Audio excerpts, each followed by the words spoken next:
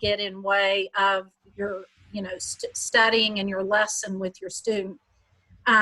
Because, what are the options with a phone? You can talk to the student, and I know, Susan, you've done phone-to-phone lessons with your student. If, the most important thing is to connect. And if you can do it just, audio phone to audio phone, I would keep it as simple as possible. The next thing up is to go through a Zoom meeting for the benefit of having a, more face-to-face experience with your student. If that is important and that adds to the success of your lesson, then I would take it up to the next level and do a face-to-face through a Zoom meeting. When you do Zoom on a phone device, then there's a little app that you will download from either the Android store or the Apple store and connect through the icons and scheduling. If you schedule through the app, are very similar to what we have talked about in previous sessions. So they, the look and feel of doing that should be very familiar. But it's not about just using the most advanced technology. Is what is, the simplest technology that lets you successfully have a lesson with your student. So we've talked about just phone audio to phone audio, going through a Zoom meeting so you can add that visual face-to-face contact. And then the next, level up from that is that you have something that you want to show the student through the Zoom meeting, and you're going to, share out your screen and show that information. It's going to be a little bit more challenging to navigate through visuals on a, if you're on a phone. I mean, you could be on your computer sharing out to them on their phone end also. But remember, I mean, they're going to be on a smaller display than on a computer. So any visuals that you would want to share out would have to be pretty minimal in order for them to be able to see everything. So I think that's part of planning your lesson so that you use the, the best type of contact with that student to plan your lesson so you can focus on the content and not have the technology just add cumbersomely or, make it difficult to do the lesson. So that would be my suggestion. Consider what is the simplest way to communicate and what is the most effective way to communicate with your student for the lesson that you want to teach that day. Yeah, I know with me, it was actually a distraction to have the video. We were doing it on, I always forget the name of it. It was FaceTime, the very early technology. And her Wi-Fi wasn't real good, so it would break up. And it just was such a distraction that we finally realized it was much easier.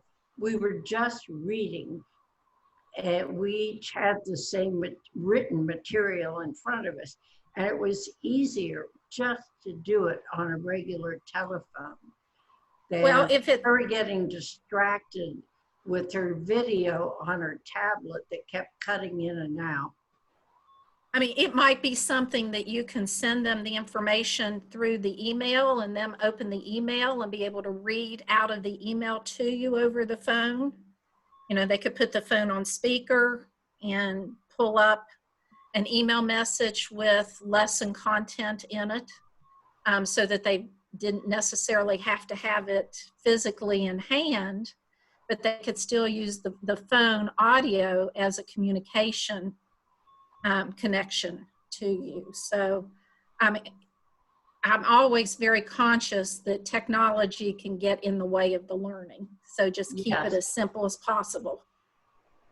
That's very true. I do it the old-fashioned way with paper. Now, of course, that's a little harder now that we don't have our office copy machine for everybody to use. But, some of you maybe have printers or scanners, and you can just do it on paper through the mail too, if you want. So Now, I was wondering, you were saying that there was a way to do it, like smartphone to smartphone. You were saying there was an app to use?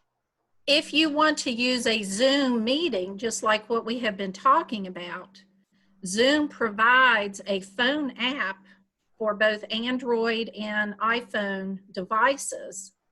And you can download that app and actually schedule and conduct your meeting through Zoom versus a, FaceTime or, there's several, visual connecting tools like FaceTime for Android devices and so forth. But Zoom actually has an app for both types of devices that you can download.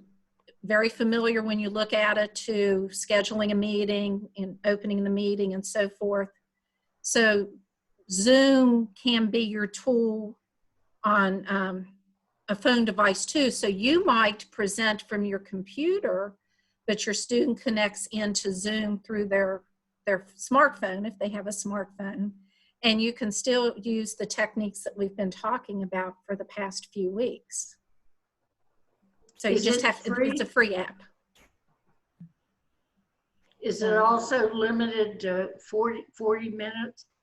It's the very same free, it's the exact same tool that we've been using and talking about. So everything is the same. You can have some people on a computer and some people on their phone or tablet, if they have a tablet. And everything would function. They would be connected in just like we are this evening. Yeah, so, I was on a webinar with Pro Literacy, our umbrella organization, on Friday, and it was a group from Michigan, from a rural area, and they had a lot of students who did not have computers, and they were doing it on the phone, and that seemed to work for everybody. So they just were doing like a phone call to a phone call.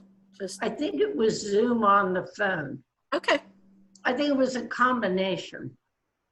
Zoom on the phone, and then some people who didn't have smartphones that they were just talking. But I think it was a lot of Zoom on the phone. Well, it's nice that Zoom has developed to the point that they allow it to be used on multiple platforms. Yeah. Like that, so that everybody can kind of stay with one tool across all those platforms.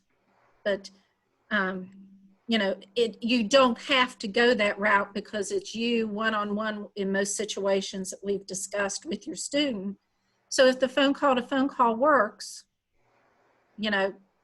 that's completely okay. There is nothing wrong with that, as long as that helps you with your lesson. So I suggest people just experiment and see what works. So has anyone tried actually doing a Zoom meeting with their students since we met last week? You have, BA, right? Well, every time I schedule one, something else comes up, but I practiced with my husband. Oh, good. I was going to say this, Susan, in regard to the books. I'm doing a book, and I found it online in a PDF format.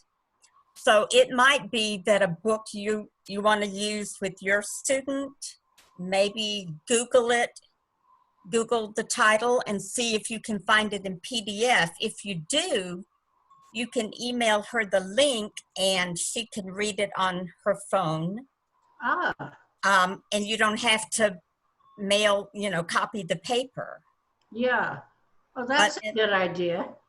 I'm going to have to use Zoom because the young girls I'm working with are in 2 different locations. So, and plus I want to be able to do a screen share so I can pull up the PDF. And we can read it together and talk about it. And I hope maybe it will happen tomorrow afternoon, but who knows? Are you doing them both at the same time? Yeah, 3. We're going to do them that was the best way for me to get them to agree to do it. They're friends, and you know, if your friend will do something, you're more likely to do it. And how old are they? 15 and 18. And they're both ESL, right? Yeah. Pam, are you working with your student at all right now? He has just decided to start back. Oh, good. But we were doing it face to face because he thought the library was open, and we went ahead and scheduled a time. When we got there, we found the library is not open.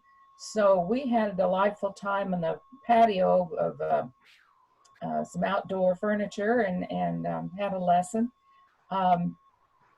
He does not have a computer. And so I think face to face with him is going to work better, and we'll just have to distance ourselves and be careful. Well, that's good.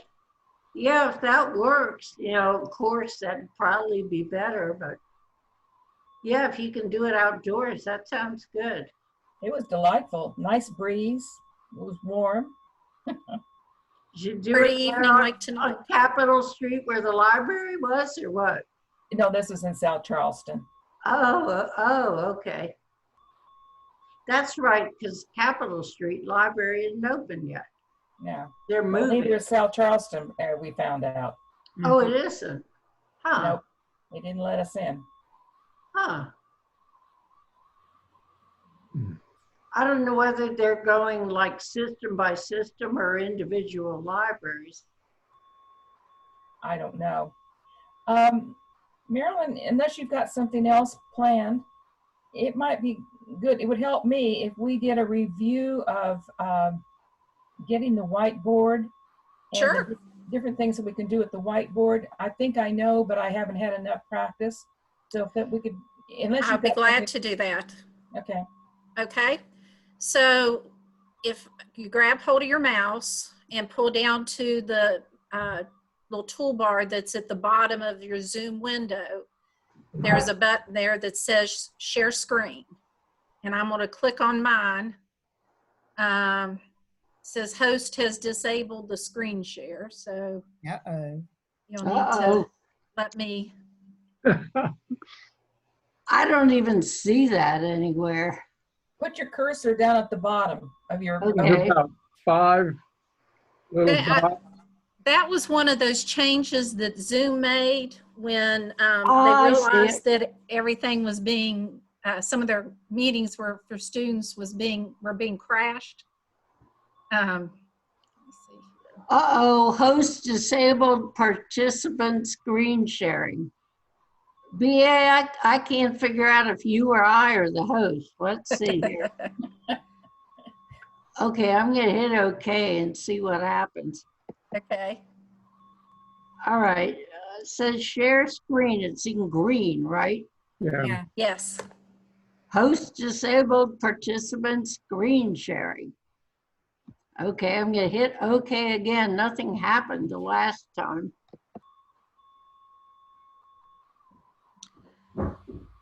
Anything happened? I clicked okay, it went away. I am still disabled. Oh dear. Bruce, Who is the host? trying to enable, I'm the host, right?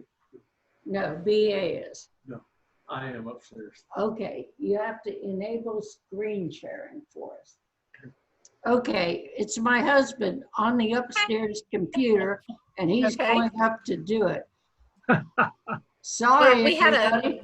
That's okay. We had a question last week about whether students could automatically share their screens. And, oops, where'd it go? This was originally everybody could share screen. This was a feature that Zoom has added in over the past few weeks for the free version, because I don't know if you heard during this time, the teachers were teaching classes and all of a sudden students would pop up crazy pictures and things like that. Oh, yeah. So Zoom added a feature in to lock that down more so that people were hacking into Zoom meetings and putting inappropriate things on the screen. There we go. Okay. So if you go down to the screen share button at the very bottom, Okay, and you go, that will turn, one of the panes that will pop up is Whiteboard, Pam. So all you have to do is choose Whiteboard from that. Right. Well, I've lost the big picture here. Well, you Yeah. should be seeing her whiteboard. Susan Okay. just I shared out just her see whiteboard. white. I Is do that see it? the whiteboard. Okay. Mine Okay. says you are viewing Susan Leffler's screen. That's Yes. right. So she's turned on the whiteboard. Okay. And I just Okay. turned on this annotate toolbar, okay? I went to the very top of the window to the options and Oh, okay. turned on the annotate toolbar, which gives me all the tools that I can use to add things to this whiteboard. Should we Okay. be doing that with the toolbar? No, only one person can do it at a time. So as long as you can see, can you see my toolbar or see a toolbar turned on here? Yes, I see it. Okay. Is that a little red dot? Let me pull down a little No. bit. See it in the middle here right now? Right here? No, I don't see anything there. I'm not seeing a toolbar. At the top of the screen that I saw, it had options. Yes. There's a little pencil at the top of the screen, and that's all. Okay, let's Okay. everybody turn on the toolbar then. Let's go up to the very top of the window. And if you will click on where it says view options, there's a little drop down list arrow that will open up a menu. Let's all do this. Yep, I see it. And from this menu, choose the word annotate. Oh, Okay. And that should turn on a toolbar for Okay. everybody. Oh, yes. Oh, yeah, okay. Okay, so everybody can contribute to the whiteboard at this point. So what are things that you can contribute?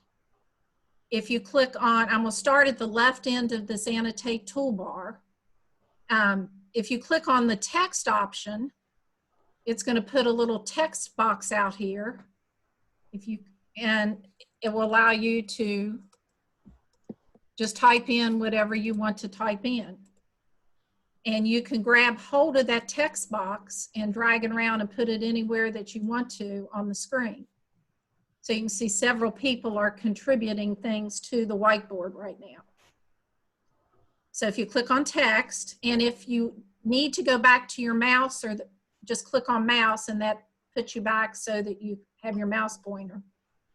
So adding text to the screen is one option. So you might have the whiteboard up and type in a sentence and ask your student to read the sentence or fill in the line, something like that.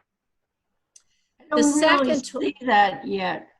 On text, when I clicked it, it turned orange, and that was it. Okay, that lets you know that that's the active selected tool on the annotate bar. Now come out Okay. onto your whiteboard and just click anywhere, and that puts the placeholder on the Oh, whiteboard. got it. Okay. So it's kind of a click to choose, click to begin using. So it takes 2 clicks to get it going. Everybody give it a go if you want to. Everybody good with text? mhm.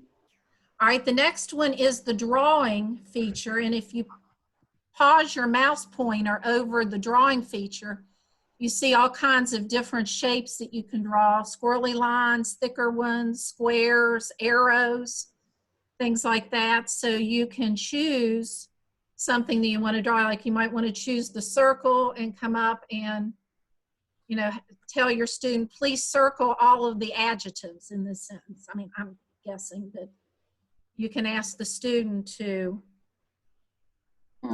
use the draw.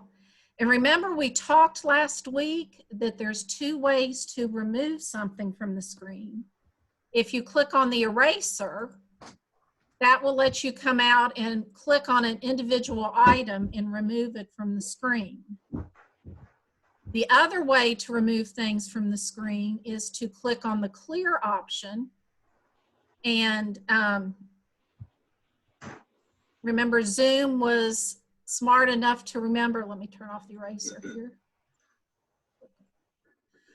to remember who did what, and you could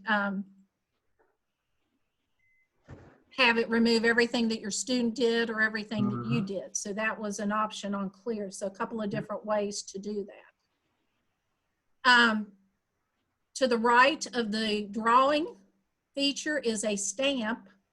Like instead of having your students circle everything, you might ask them to come to the stamp option.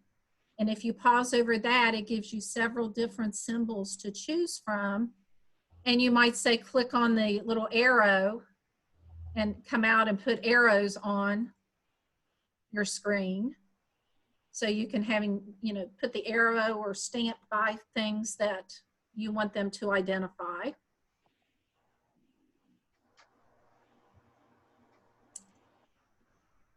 And next to that, you have an arrow key. And when you put the arrow key on, notice that it puts the name of the person who is completing that. So that's kind of a neat feature. If you're doing a lesson and have multiple students, you might say, Marilyn, you mark all of the verbs, and Pam, you match all of the adjectives, or go out and point those. So you can click on different ones there, and the arrow will put that out there for you. So that just a way that you might use that. The eraser removes things from your screen. Format lets you change colors or change the size of the font. If you want to type in a larger font, maybe they're trying to see it on their phone monitor, so you want to make it as large as possible for them. So format is just, controlling the appearance of what you're putting on the screen. Undo and redo, I always call these the anti-boo-boo buddies, because if you can't get yourself in trouble if you do something you think, oops, that's not what I intended to do. You can hit undo, and that takes you back the last step and each time you click on it, it removes it. So undo takes you back and redo takes you forward again. Then we talked about clear, how to clear things off the screen. And then your save button was the option for actually saving the picture of your screen that you might want to capture so that you can use it again or pick up where you were the previous week. Remember, save, look at last week's handout. Save captures this screen image as a picture format. So it will save it and put it in your Zoom folder. So if at any point that you can put your mouse pointer anywhere in between these little icons on this and click, hold, and drag this around on your screen so that it's, out of your way. So how about everybody just taking a minute and try out a couple of these annotate choices. Oh, we get Olympic symbols here. I love it. Everybody contribute to the screen for a minute.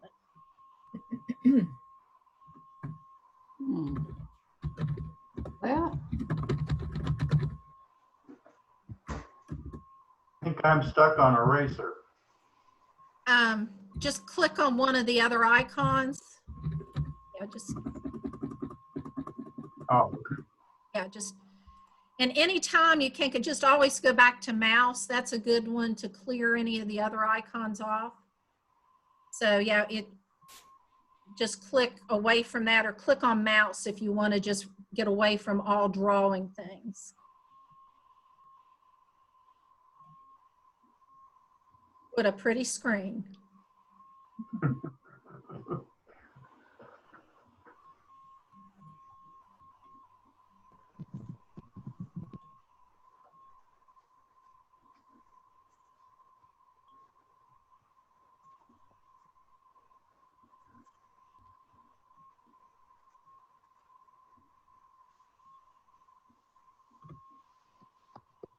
Does anyone have any questions about any of the tools that you see on this annotate toolbar?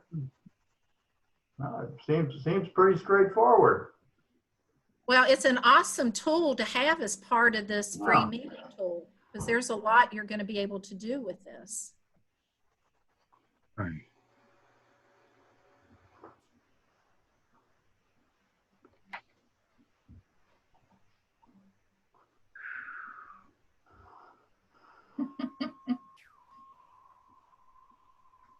Oh, I'm breaking up. Okay.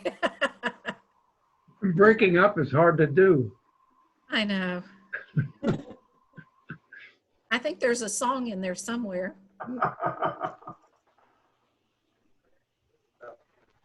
Oh, okay. My husband says the session's about to end. That might be why it's breaking up. Okay. I know he's gonna check. Is everybody breaking up?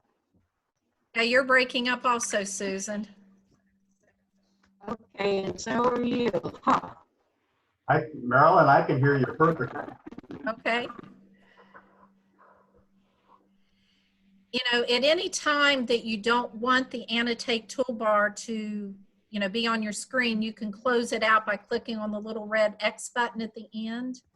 And you can always turn it back on by going to the top of your screen.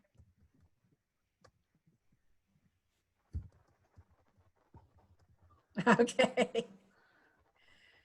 All right. Thank you.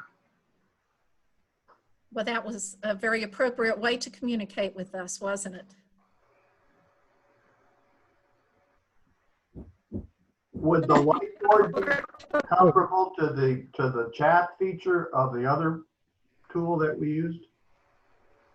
I'm sorry.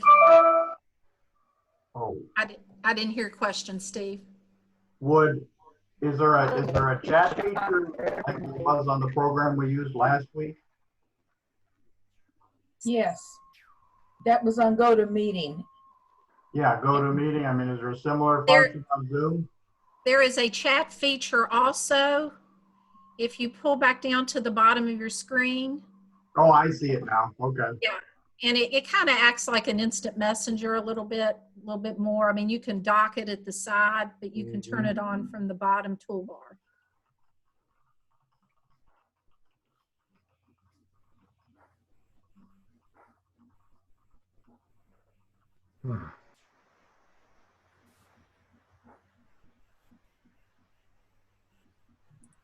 Good.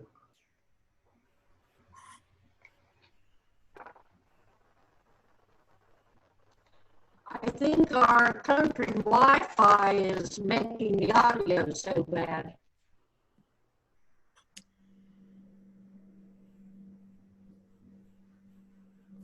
Well, we've only got a minute left anyway.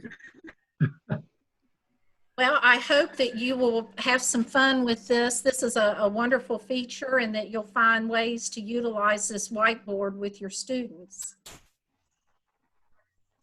Thank you, Marilyn. Thank you. It's been really helpful. Yes. Thank you very much.